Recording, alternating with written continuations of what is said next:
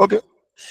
So the class is being recorded, guys. I think I should let you know, and it's been done with your permission so that we can have a post-training reference. All right. Okay. So what I was saying, we're going to handle Excel, we're going to handle Power BI, we're going to handle SQL, we're going to handle Python. Okay. All these are alternatives. I mean, there are things you can do on Python that you can equally do on Excel. There are things you can do on Python that you can equally do on Power BI. There are things you can do on Python that you can equally do on SQL. They are alternatives. So as we proceed in our journey, we are going to see the strengths and the limitations of all these different programs. Okay. And as we are starting, I should also drop some grand rules for our classes. Okay, so in my classes, it's not usually serene. Although I've decided that, okay, so 3 hours in a week, you can have 3 hours just teaching, right? Where questions should not be too much. You already know we have 3 hours. So you can at least dash me the first 1 hour to do my rantings, to do my talkings, to do my explanations and everything. Then we're going to have hands-on classes whereby we are going to do things. All of us are going to do it. We're going to do it together. You're going to do it on your system. I'm going to do it on my system. And the classes will be recorded. After each class, hopefully, let's say today's recording, by tomorrow, thereabouts, the recording will drop on YouTube. Not public YouTube, don't worry. The whole world will not see it. But at least I'll give you guys the link. You can refer to it. Okay. I earlier thought I would do 1 hour on YouTube, then 2 hours here, but there's no point. It's better we interact like this. So if you have questions, you can raise your hand. I'll recognize you almost immediately when I complete my thought process. Then you can use the messages, the in-call message, but I think I prefer even interrupting the class. Just raise your hand. I'm going to hear the sound, then I'm going to recognize you almost immediately. All right. Try not to miss classes. Attendance will be taken. A lot of people have been asking me, will there be a certificate? Yes, there will be, but there are conditions precedence to issuance of certificates. So there will be assignment, attendance will be taken. There will be capstone projects that you are going to complete. This will be published on your online portfolios. Of course, you copy your instructor, right?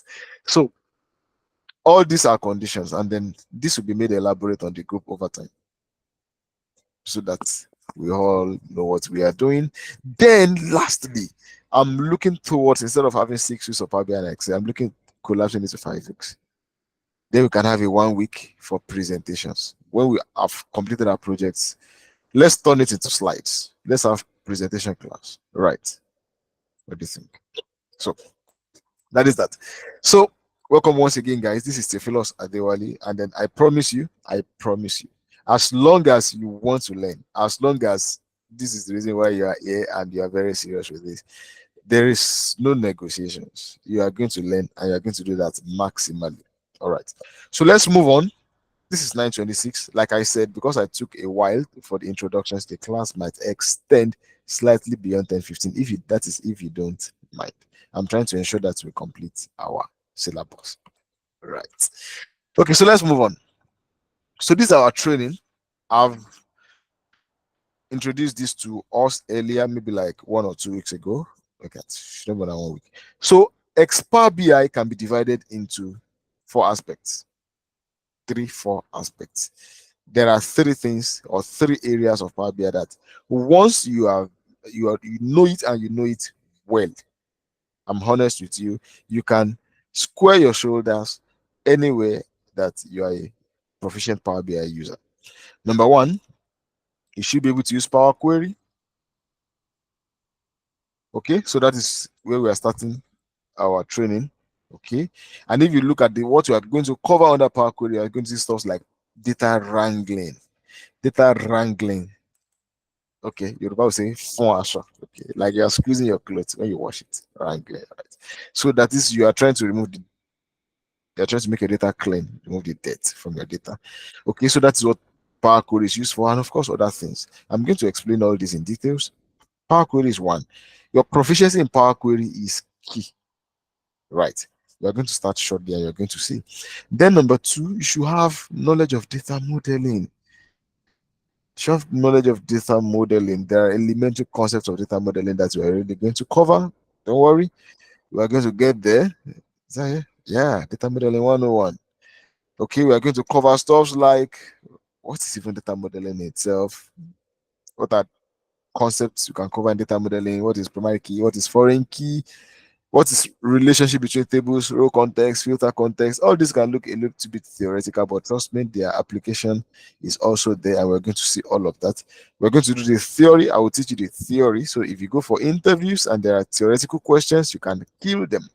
Then I'm also going to ensure that we do it very practically so that if your interviews are hands-on, you will still kill it.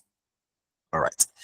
Then after data modeling 101, the third thing I believe you should be very proficient in Power BI is DAX. You should be able to write DAX. So this is the part of Power BI that looks a bit like programming. It's not essentially programming, or better still, let me say it looked more like Microsoft Excel, just like you're writing Excel formulas. But it's not Excel formula, it's a little bit more complex than Excel formulas. There are really simple DAX formulas and there are more complex ones. We're going to look at this in details, okay? Let me say from beginning that the goal is not for you to know every DAX functions. It's so rich a library, you cannot possibly know everything. Trust me, you would. That is why continuous learning and learning. That's why learning is a continuous process. You continue learning it, continue learning, but you're going to learn it to a level that you'll be very confident with your knowledge. DAX, and you'll be able to do almost anything. Look at it, even your trainer is still learning. Right? So after we have done with DAX, number 4 is very important. We are going to look at visualization or storytelling. Okay, visualization. Visualization is like you're turning your data insights into graphs. You're turning your data insights into graph. Okay, so that is it. If you know this 4, trust me, you're home and dry. Then the last one is just collaboration. Okay, don't worry. Anybody can collaborate, but don't worry, we're going to treat all of this. All right, so before we enter into Power Query, okay, let us dive into it. All right, we have 6 weeks. We are supposed to have 6 weeks for Power BI training. We are supposed to have 6 weeks for Excel as well. 3 weeks for basic Excel and another 3 weeks for advanced Excel. So 6 weeks for Power BI. Looking at it, that we should not do more than 2 weeks, 6 classes on Power Query. Or let's say at worst. I don't even want that worst to happen, right? You can take 2.5 classes, weeks. So that is how we're going to do it. Please open your Power BI. Let's get into it. Okay.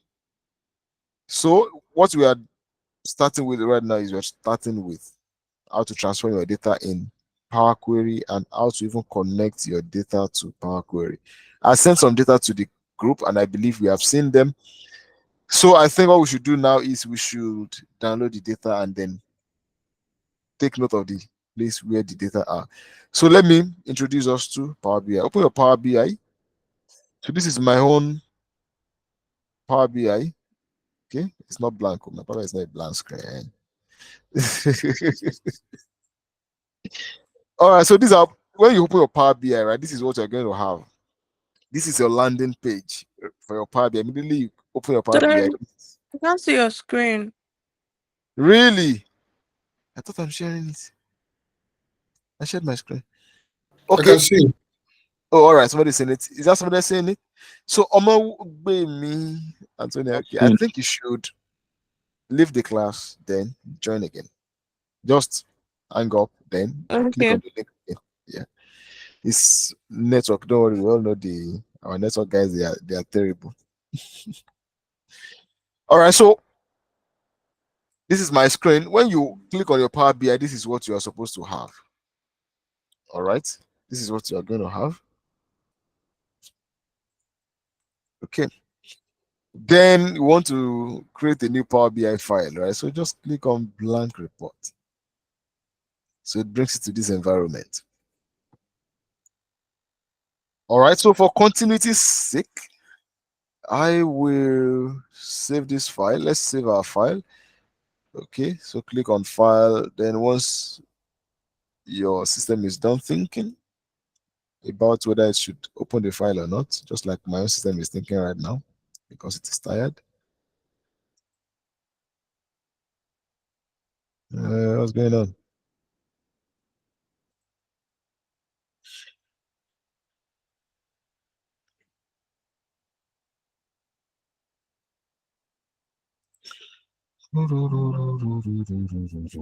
Oh, okay.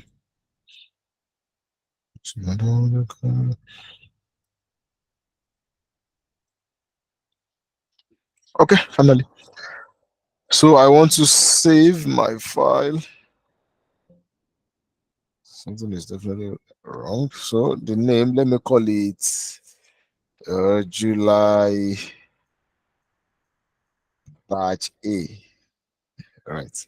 So let me call it weekday evening. Weekday evening batch A. All right. So I'll put it here. I want to save.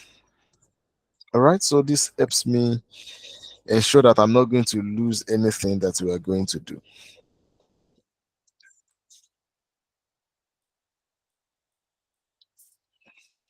So before we go too far, I would love to explain to us the basic data analytics process, and that I'm going to do before we leave this class. That I'm going to do before we leave this class. But before we do it, I still like to at least whet our appetite on how to start our journey with Power BI.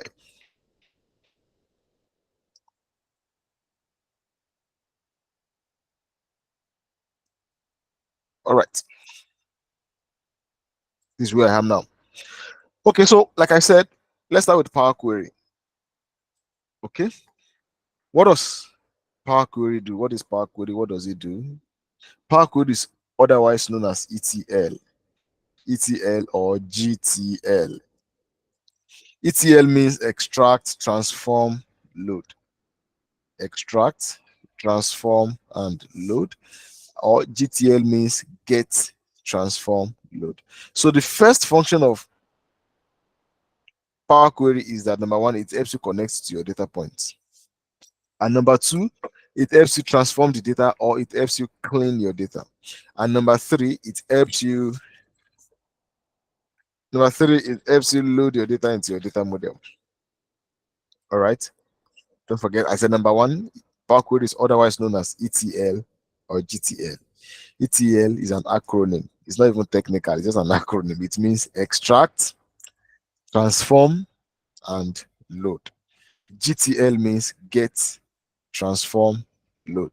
So number one thing that you use your Power Query to do is to connect to your data source. Power BI as an app, what do we use it to do? Let me even give a very rough background before we go too far, right? Power BI is, what is Power BI to do? What's Power BI? Because I know some people are on this training that don't even have, that I've never had Power BI before. I don't mean in this class, right? But some of the participants in the training, they don't know what Power BI entails. Let's start from data analytics. What is data analytics? Data analytics is science, or it's art, right?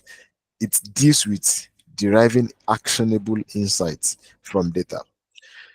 What data analytics seeks to do is one, just deriving actionable insights from your data. Deriving actionable insights from your data. All right. So that is where you have Excel, you have Power BI, you have SQL, you have Python, you have all of them. All they are trying to do for you is just to derive actionable insight from your data. That is, you have big data, you have small data. When data is plenty, millions and millions and millions and millions of rows, okay, that is big data, right? Power BI finds its application in analyzing big data like that. If you look at your Excel, if I can open one Excel sheet for us here, it is limited. That's one of the limitations of Excel. Now look at this number now. Excel has 1,048,576 rows. So any data that is more than that, you will not be able to load it into your worksheet. You need to go to what we call data modeling. You need to go into what we call data modeling. All right. So that is one of the advantages of Power BI now. It has more processing capacity. It has the ability to process data more than Excel, right? And again, it doesn't work in sheets. It doesn't work with rows and columns like you have in Microsoft Excel. It works with a data model engine. It has a data model engine. Then you can analyze multiple tables at the same time. You can have relationship between the tables. You can have your visualization. All right, don't worry. You get all this as you progress. Don't worry. All right. So Power BI is used to analyze data, and Power BI is rich in data visualization. Power BI has different graphs that you can use to analyze data or to represent your data insight that you have obtained from your analysis. And it's also rich in analyzing data because of the DAX that it has. You can create different measures, you can create different calculations just to show what you have done on your data, just to show the insights, just to show what your data wants to say. All right. Okay. So let's move on. I'm talking too much now. So when you open your Power BI and you want to do a project, you want to analyze data, you want to visualize data, what do you have to do first? The first thing you have to do is that you have to connect to your data point. You have to ask question, something like number one, where is my data? The data you want to analyze, where is it? Where does it live? Where is that data presently? In the case of example we're going to do in this class, the data is on your system. Okay, that is on your system. But it's not in every case that the data will be on your system. If you're employed as a data analyst or you are doing anything data analytics, sometimes the data you want to analyze can be in a database. Okay, so I just closed one database now. We just finished one SQL class. That was why some people did not get access to the class very fast. Okay, your data can be in a database. Number two, your data can be in the cloud. Okay, maybe AWS cloud, maybe um, Microsoft Azure, right? Maybe IBM DB2. There are different clouds, right? Your data can be in the cloud. Where else can your data be? Your data can be on the web, like Nigerian Bureau of Statistics, for example. It's possible you have some data that they have that you want to analyze, right? It could be on the web. You can connect your data from the web to Power BI. Okay, I've mentioned your computer, right? Your data can be on your computer. Yes. Okay. In terms of your data being on your computer, it can be in a file or it can be in a folder. Okay. Let me recap. I said, where's your data? You want to analyze data now. Which data you want to analyze? Before you can analyze any data, you must at least first know that where is this data that I want to analyze? Give me that data. So, where is that data? Data can be in a database. It can be in the cloud. When I say cloud, I mean Microsoft Azure, AWS, IBM DB2, etc. It can be on the web. It can be on your computer. And there are even more other places where your data can be. Then the first help Power BI will do for you is to connect to that data source. Connecting to that data source is the first task and is the first advantage that Power BI is going to do for you. There are over 80 sources. There are over 80 sources, over more than 80 different sources of data that Power BI can connect to. All right. So wherever your data is, the data you want to analyze, wherever it is, you can be almost sure that Power BI can connect to it. So this class is very quiet. Okay, let me confirm I'm still here. Yes, I'm here. All right, thanks. All right. So how do I connect to my data source? So let us start with connecting to our data source. All right. How do I connect to my data source? So there are like 5 ways, 6 ways, or even more that you can connect to data source in Power BI. That is the first aspect of Power Query, which I called Get Transform Load GTL or extract, transform, load. That is ETL. Okay, so the first one of thing you consider is the file you are trying to bring. If it's on your system, which kind of file is it? Is it an Excel file? Is it a CSV file? Is it a text file? I'm talking about the file format. Okay, you need to consider, is it a CSV file? Is it a text file? Is it an Excel file? Let's take examples, right? This is a text file. It's possible this is where my data lives. You see, if you check the properties of this now, okay. If I check the properties of these, right? So this is a text document. See .txt. This is a text document. Okay, if I go to the data we are going to use for our analysis, yeah, for our training, this is where my data is. If you notice now, you see .csv. This is Microsoft Excel comma separated value. This is .csv. So when you see files that they are green at the back like this and they are showing the symbol of Excel, don't think everything is an Excel workbook, right? See, this is .csv. CSV means comma separated value, right? Then you can also have the normal Excel file. Like for example, like this is a normal Excel file, right? So look at what I'm saying. Some X and related. This is Microsoft Excel documents. But look at this one. This is CSV file. But if you are looking at them like this, you will not know one is a text. I mean, you don't know one is CSV and one is an Excel document. But you must know the type of file you are bringing in to your Power BI.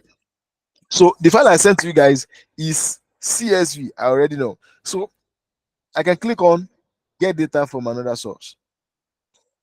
That is, if the source I want to bring data from is not all this. If my data is not Excel, my data is not SQL Server, my data is not any of these, right? I can click on from another source. If I click it, it will bring a window. All right. Once it comes up, I'm going to cancel it because I want to show you other ways you can do this, do the same thing. You can come here and still click get data. Don't forget GTL, get. That is the get part. Get data. You can close this. I can still click get data. That makes 3. Okay, somebody is raising a hand. I'll recognize it shortly. This is get data. Can you see? I can come here. That's 3 already. Let's go. I can come here.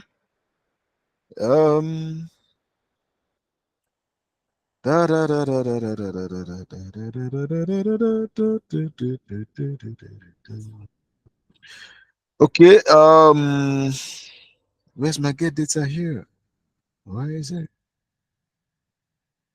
It's under share. Oh, thank you. God bless you. God bless you. You have just saved my life. Get data. That's probably the 4th. Okay. This is not the end. That's not all. I know that. I'm so sure. Okay, I've shown you this one already. Okay, so we have like 4 already. And trust me, there are more.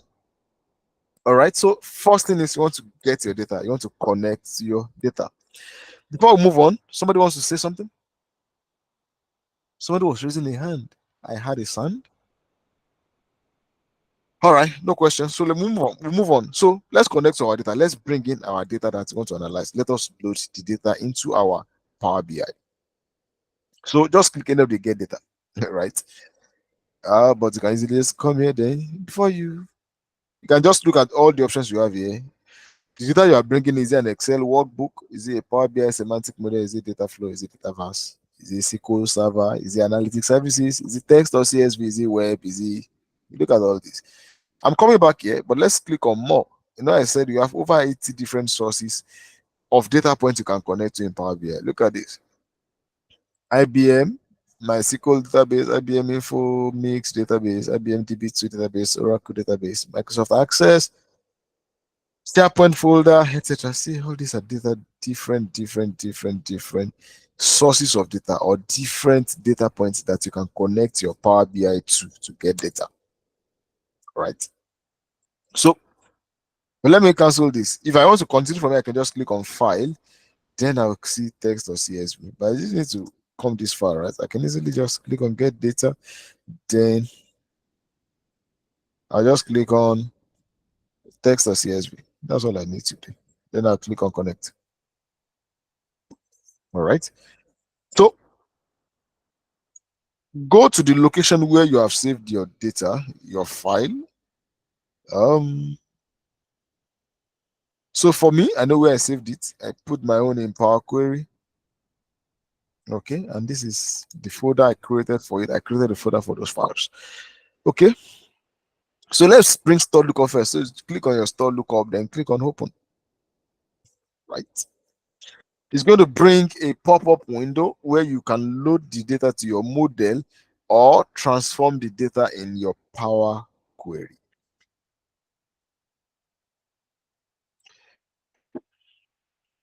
All right.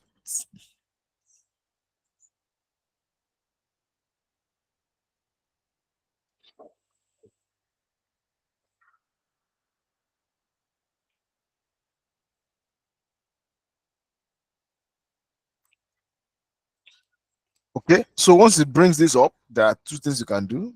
That is, if you don't want to cancel, you can load the data into your model or you can transform the data. Right, so let's click transform. When you click transform data, it takes you to Power Query.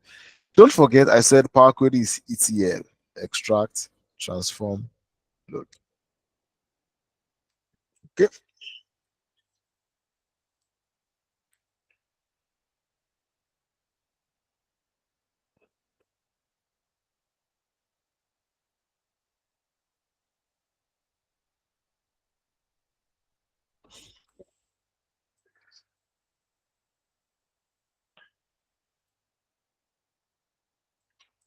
right. So this is how our Power Query looks like. These are Power Query interface. So let me assume you don't want to do Power Query yet, right? So the first thing you can do on Power Query, you can load your data. You can load your data. I will come back to explain Power Query yet because I'm still going to bring some more data. So I can click close and apply, right? So if I close and apply, the data is going to be loaded in my Power BI. Okay, somebody has a question? Okay, sorry, I'm still Problem? backward. There's no problem. So Don't I'm worry. at the place where I'm trying to get data, and I just saved all my datas in a file. So now when I went to get data from another source and to get it from the folder, I'm not seeing it. All right. Don't worry. Let this get completed. We are bringing in like 8 different files. Okay, so don't worry. So did you say you choose Okay. folder? So when you click on get data, you click on text or CSV. Um, Is that when what you I click? click, I no. What did they click? Okay. So you're not clicking Okay. from folder, Okay. Okay. I've seen it now.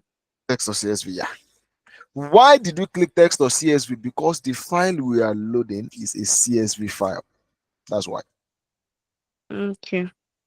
So if the file we are bringing in is an Excel file, we'll use workbook, Excel workbook.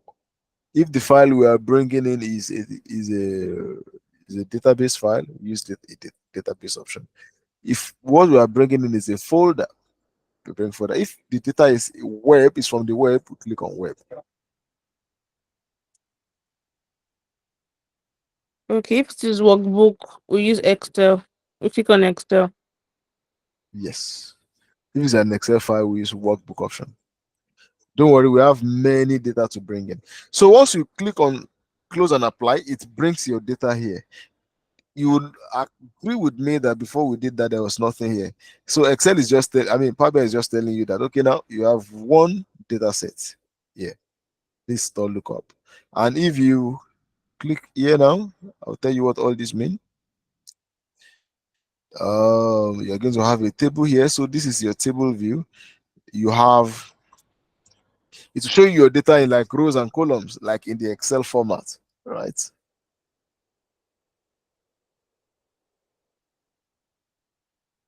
All right.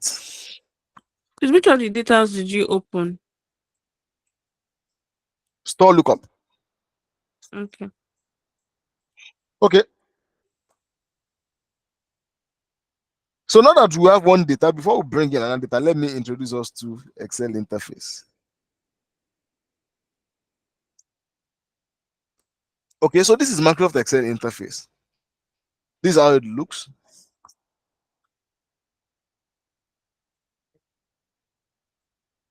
So it's important I introduce the Excel interface, I mean the Power BI interface to you so that you don't mix things together, especially when you are working. All right, so let me start from the left hand side here. So there are three views in Power BI. Number one, you have the report view. So Power BI, like I said, can be used to create visualizations. It can be used to create reports. So if you work with a big organization like First Bank, and etc. First Bank, Access Bank, Dangote, I don't know, different organizations use Power BI these days. There are a lot of organizations now that they submit reports on Power BI and they share reports also on Power BI. Okay. In fact, First Bank shares scorecard on Power BI. So now this is where you see it, your report view. Report view. This is where you build your visuals. Like this is a canvas. I can click if I want to do a bar graph now. I can click on bar graph, right? I can see it's showing a bar graph. I can click on area graph or area chart, right? I can click on tree map chart and to bring it. This is the report view. Report view is where you create your visualizations. In other words, report view is where you create your graphs. After you have analyzed your data and you want to make graph, report view is where you do it. Okay. Then you have your table view. In Excel, it is called data view. Okay. So data view is where you see your data in row and column format, just like in your Excel. You cannot edit your data here. You cannot type something. Okay, I want to add one column or one. I want to add one row. I want to quickly type. You cannot type. You can just look at it. You cannot say, let me edit this store 4. It's not supposed to be store 4. It should be store 3. You cannot edit. Okay.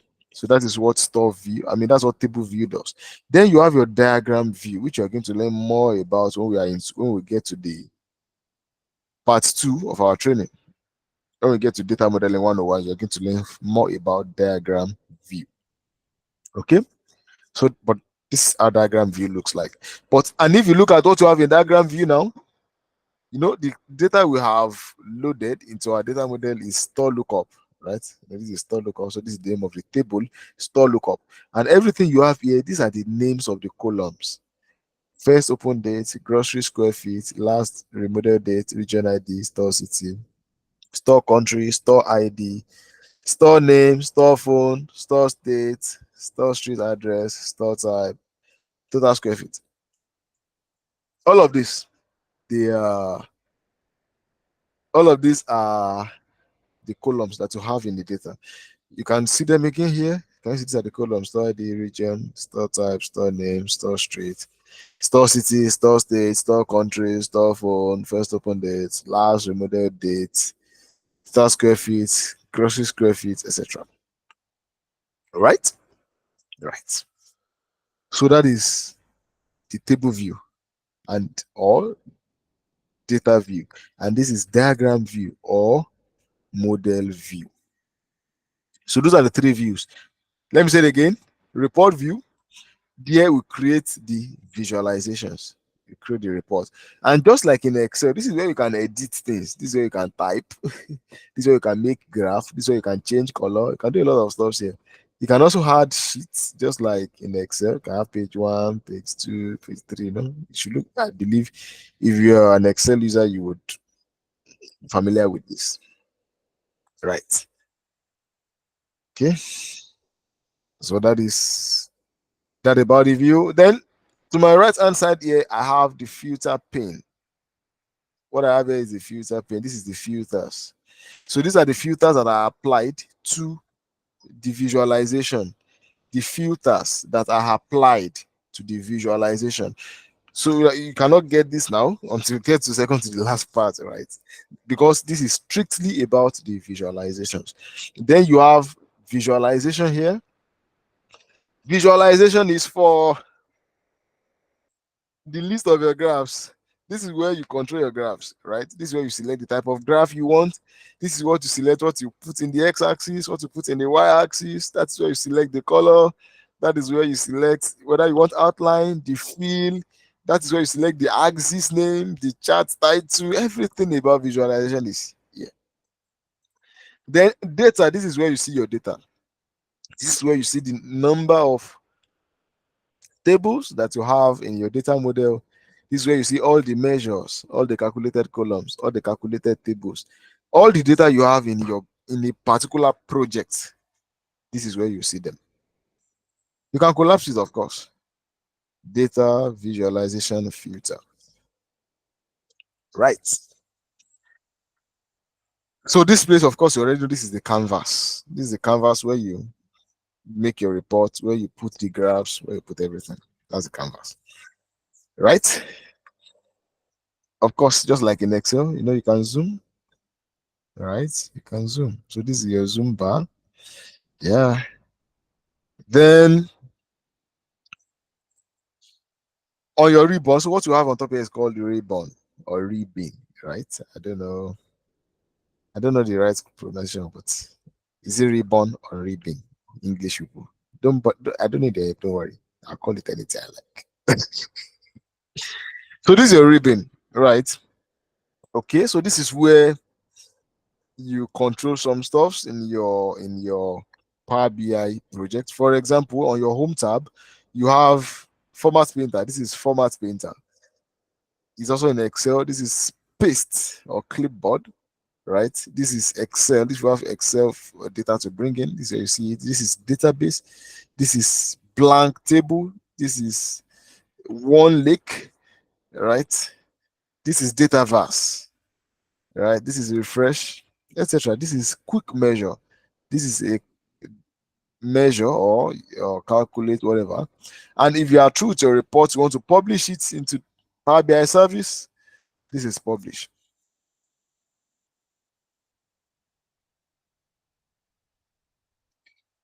Okay. All right. So then you come to insert. This way you can insert shapes. You see, if you are an Excel user, like I say, all these are shapes. You want to insert a text box. This is text box, right? So all these are really, really, really looking familiar, right? Modeling, this is where you can do calculated table, calculated column, measure. All these are modeling, all right? Then you can have your view.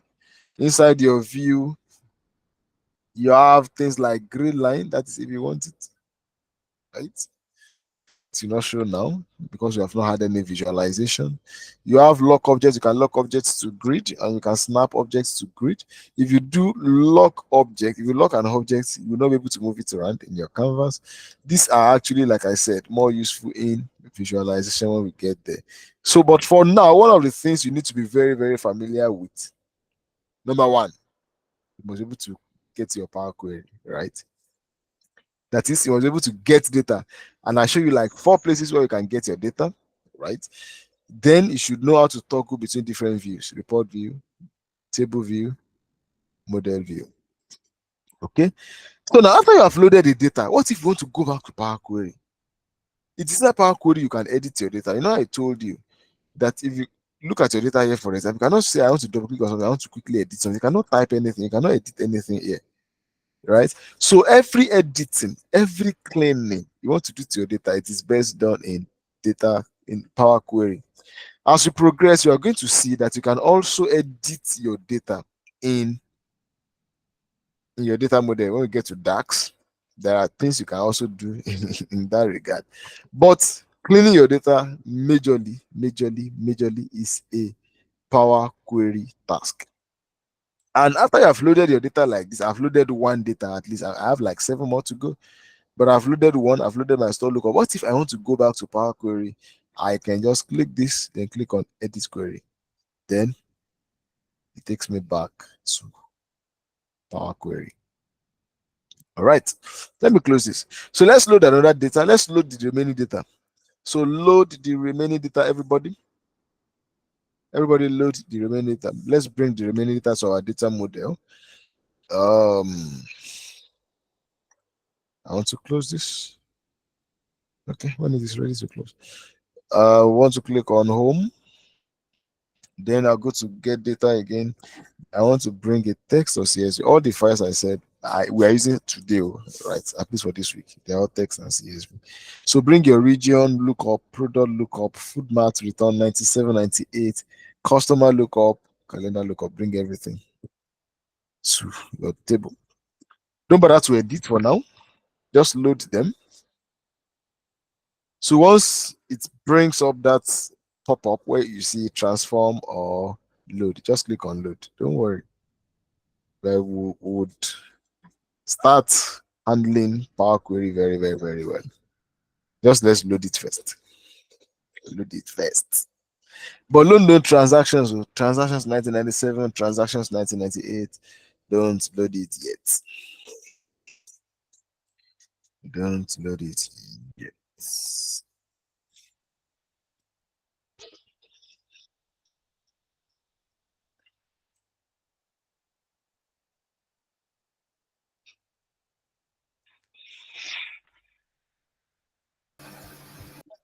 So we should only load from region, store, and Load custom. everything except transactions 1997 and transactions 1998. Okay. Everything except transactions 1997 and transactions 1998.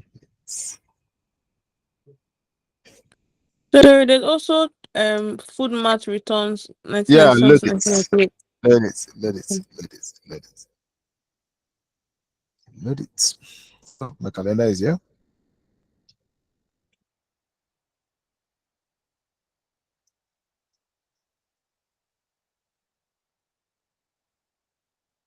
Okay. I want to bring another one. Text to CSV. I want to bring region.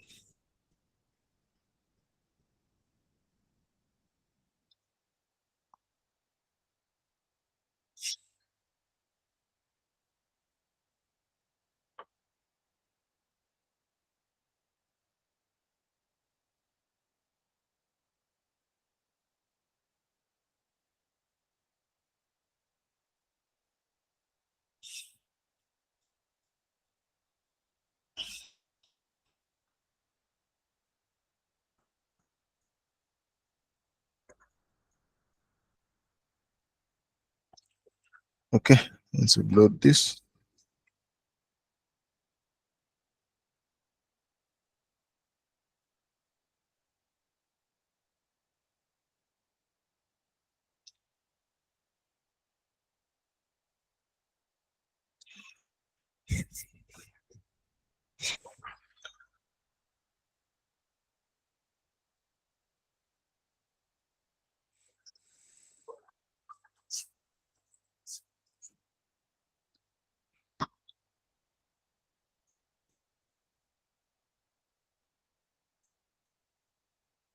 All right.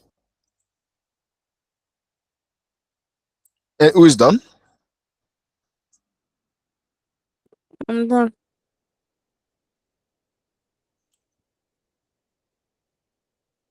Okay, you have all the 6 files already. Yes. All right. So let's see if we have somebody else that is done.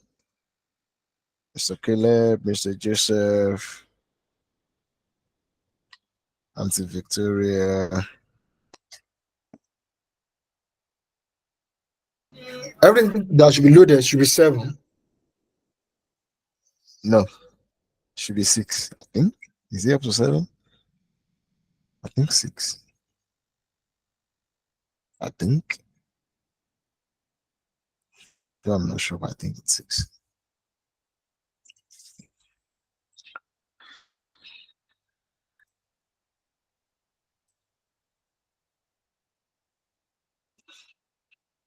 Hello, Mr. Joseph, are you there?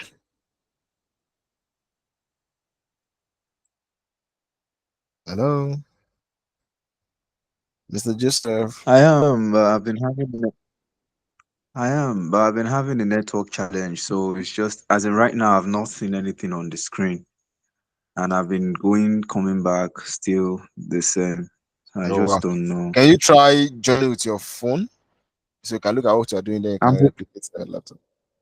Yeah, I'm joining in with the phone. I still can't. I can't even see what you're presenting. So it Oh, just comes out, and so I just don't know. Maybe the recorded classes will help me bring me up to absolutely, speed. absolutely. All right, but let me just follow through. So it will come by a way of reminder when I'm Yes, listening to it. get it. Sister Victoria, are All you right. there? Yes, All right. So have you loaded all your data? yes, I have. Thank you. All right. Okay. So don't want to waste our time. Since most of us have loaded it, I'm the one that's I think I'm the slowest in the class, and that is that's okay. God is the God of everybody, both the fast and the slow.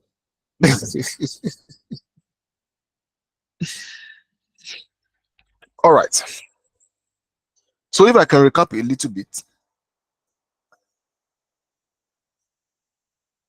your Power BI interface, you have three views. You have the report view where you make your visualizations, where you make your reports. You have the table view or data view. Then you have the diagram or model view, right? All right. So I said inside the report view, that is where you have the inside the report view is where you make your visualizations. Inside the data view is where you see your data. You just best thing you do on that view is just to look at your data to see what is happening in your data, to see what your data looks like, right?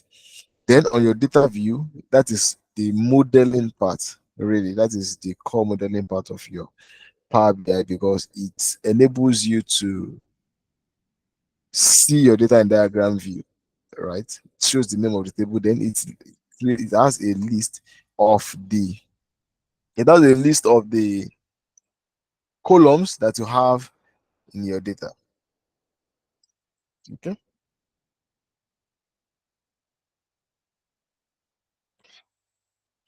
All right. Okay.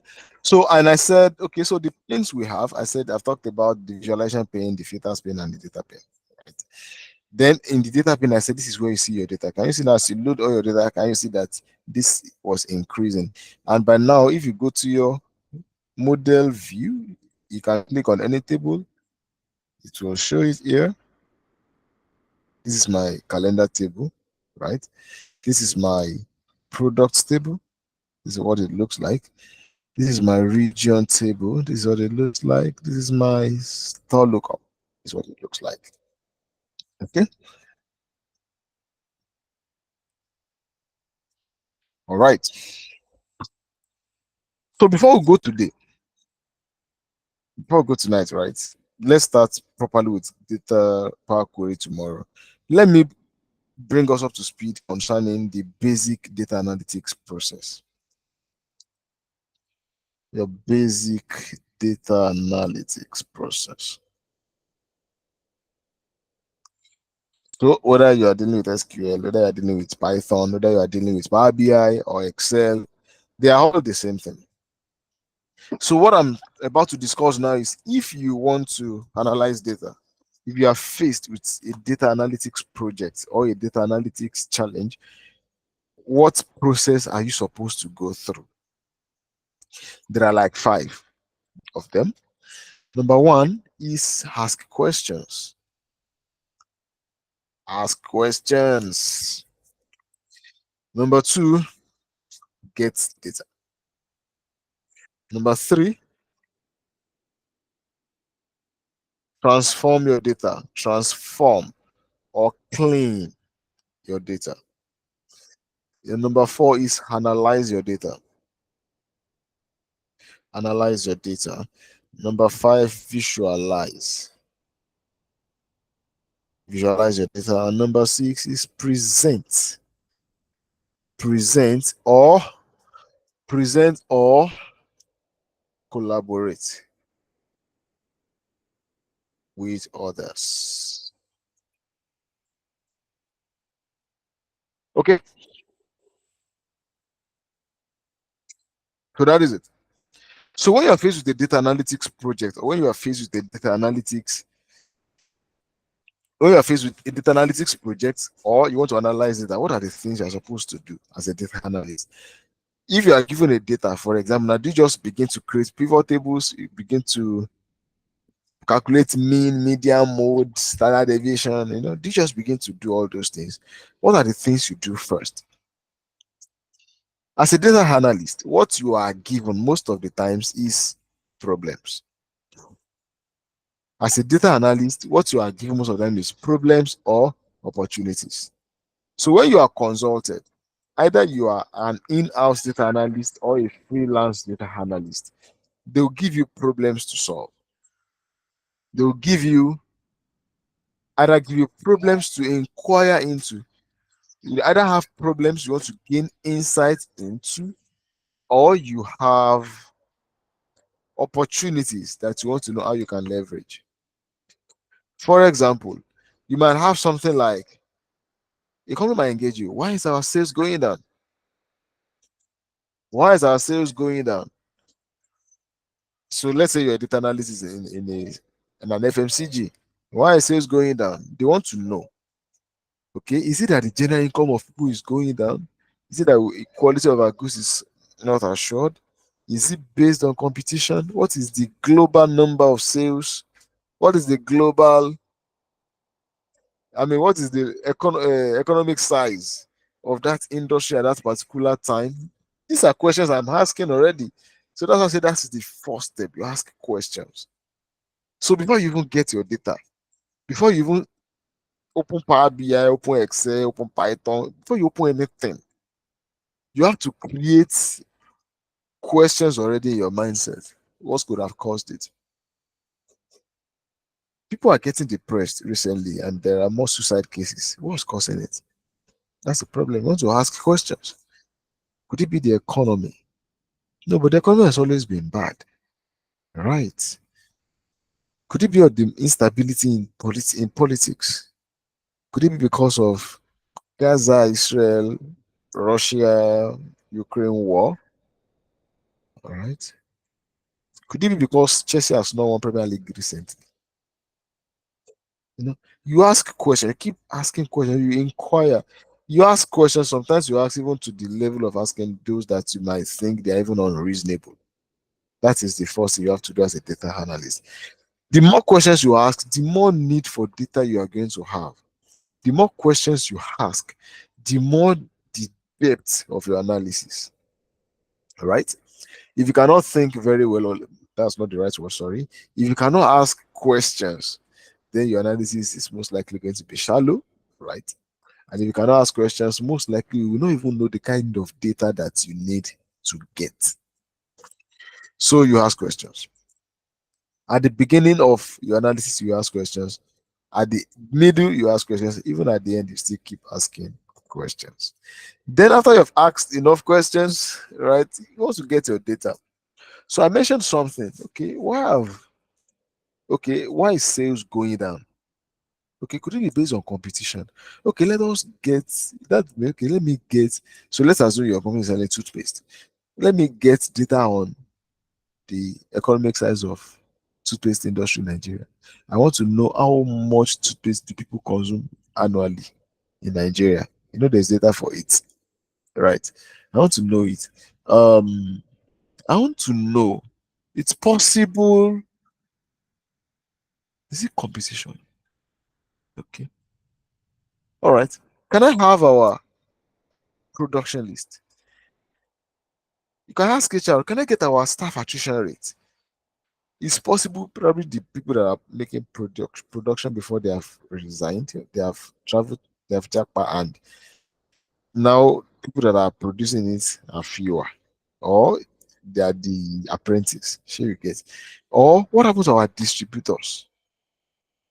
You want to ask different questions, and the more questions you ask, like I said, the more need for you to get data, right? The more the insight on the type of data you need to get. All right, our class ends soon. We're looking at the time. So after you get data, your data is, I'm talking about transform data now. Your data is not always going to come in the form that you like. Your data a lot of times will come in some forms that you don't like. Not even about like, right? Your data will come sometimes in the form that is does not favor your analysis. Okay, sometimes you have some dirty things in your data like outliers. Sometimes you have missing data. Sorry, I mean data. You have outliers, you have missing data. Okay, sometimes you have redundancy, you have redundant columns, right? Sometimes you have wrong data types. Okay, sometimes you need extra columns. All right, etc. There are more you can do about data cleaning. Okay, so outliers. What are outliers? Outliers are values that are either too big or too small. My best example, SS3 class. SS3 class, their age in Nigeria, I don't know other places, but in Nigeria, your age of SS3 students usually between 14 and 17. Usually, it's 14 and 17, right? Between 14 to 17, 14, 15, 16, 17. If you are more than 17, you might be ashamed in that class. Once you are 18, 19, 20, you'll be too old for that class. And if you're less than 14, you want to question 13, what are you doing there? Did you go to junior secondary school? You know. But imagine you have somebody that is 45 in SS3. That is an outlier. And that person alone can significantly impact the results you are getting from your data. Okay, so there are five SS3 students. One is 14, one is 15, one is 16, another one is 14, then the last one is 45. And now they say we want to find the average age in SS3. 14 plus 15 plus 16 plus 14 plus 45. 14 plus 16 is 30. 15 plus 14 is 29. 30 plus 29 is 59. 59 plus 45. That is 104. So divide 104 by 5. Let me say approximately 105, yeah? So that's 21. So you say, okay, the average age in this SS3 is 21. You'll be wrong. You know, SS1, you know, 21 is not the average age. We got 21 as the average age because there's somebody in that class that is too old. 45-year-old man. Remove that 45-year-old person, then calculate the average again. 14 plus 15 plus 16 plus 14. 30 plus 29.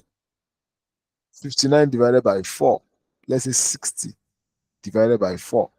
Right? That's 15. So the average is actually around 15. But because there's one person that is too old in that class, it has skewed our judgment, it has skewed the outcome of our analysis, and we have gotten 21. So that's what outliers does to your data set. When you have a value that is too big, it doesn't have to be just too big. Sometimes it might be something that is too small as well, right? Might be too small. So one of the things you want to do to your outliers, you want to find them out and remove it. There are ways of finding them. One of them is Z score. Z score, right? Another method is IQR method. That's interquartile range, right? Another method is box plot. All right. So that is that about outliers, right? So what we want to do about outliers one of them is to remove them. There's something we call true outliers. So true outliers, when you discover them in your data, you leave them. You leave them. My best example for true outlier. Okay, so you are selling, then in a particular let's say 11 months out of the year, your income was 100 naira. Then there's a particular month that your income was like 200. Will you remove that one? You don't want to remove it, right? Because it has to be factors responsible for that 200. That 200 has to be response. That 200 must have been 200 because of the response you got to the efforts that you made. to sell. So you cannot see response to your effort, then you want to remove it in your analysis. So that's why I said some outliers are called true outliers. And when they are discovered, you just want to keep them in your data. All right. Let me pick one more, then we close because of time. Missing values. So when you have missing values in your data, let's say you have blank cells. For example, let's say you give out a questionnaire to collect data, then let's say there's a column for age, just like this has 3 students that I gave just now. So let's say you have 100 questionnaires. Then let's say 98 people filled their age. Then 2 people did not fill it. Those 2 people that did not fill their age. The space you have for their age in your data is a missing value, right? So usually when you are cleaning your data, you deal with missing values. There are 2 principal ways to deal with missing values. Okay, 3, right? You can leave them blank. One way you can do what we call data imputation. Data imputation, that is, you can put data there. You can put something there, right? Another way is to remove the blank, right? And when you are removing, there are 2 types of removing it. You can remove the entire observation, or you can remove the entire variable. Let me break this down and let's go. Right. So now, let me continue with my example. You have 100 students. You ask for their name and age. 98 responded with their name and their age. 2 people responded with their name. Age is not there. What do you want to do to the 2? Like I said, there are 2 things you can do. It's either you impute something there, data imputation.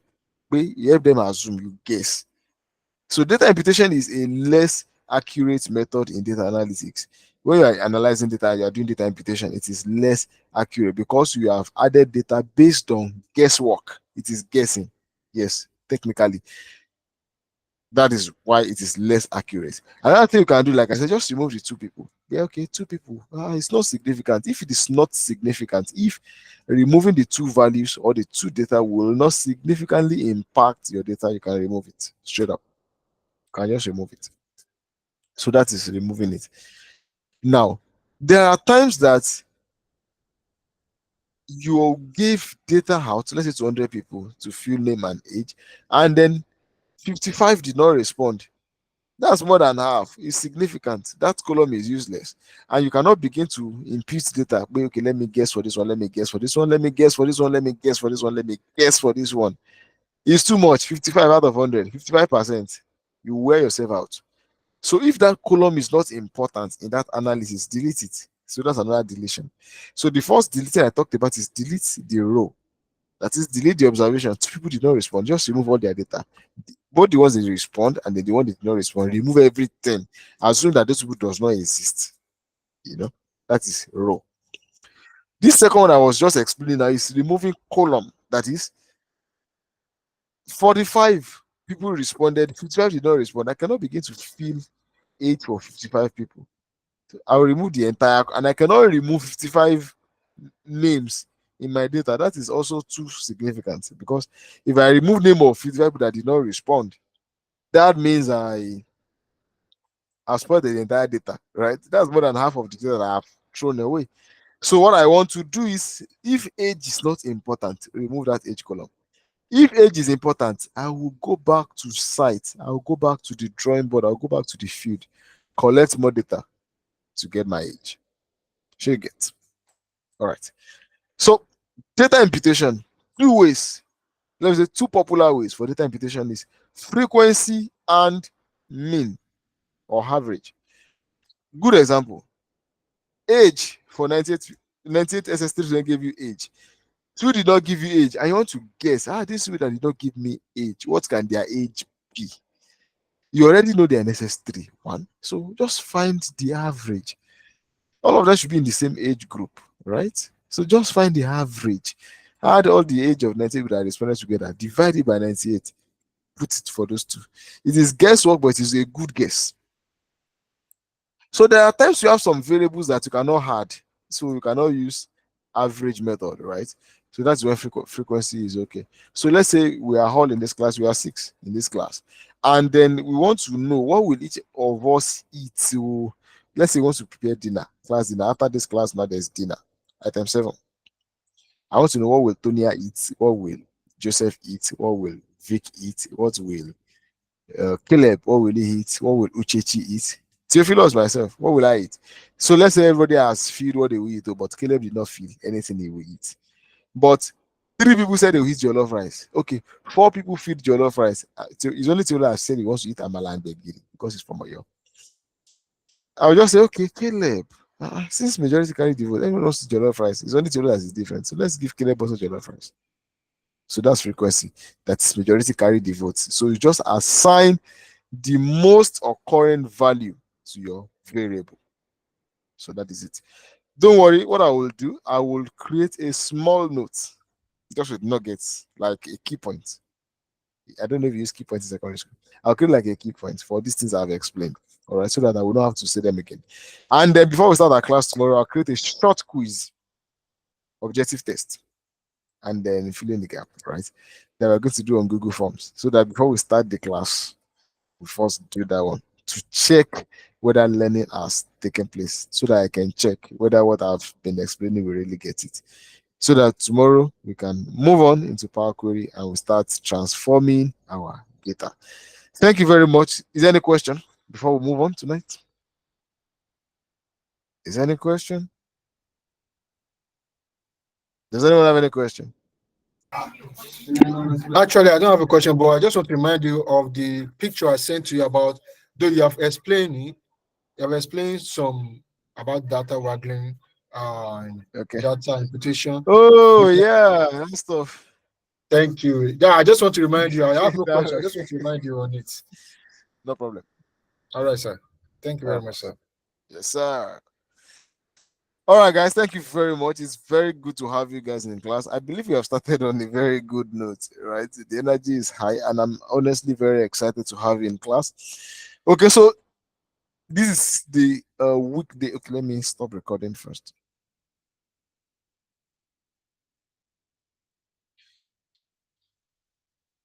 Oh,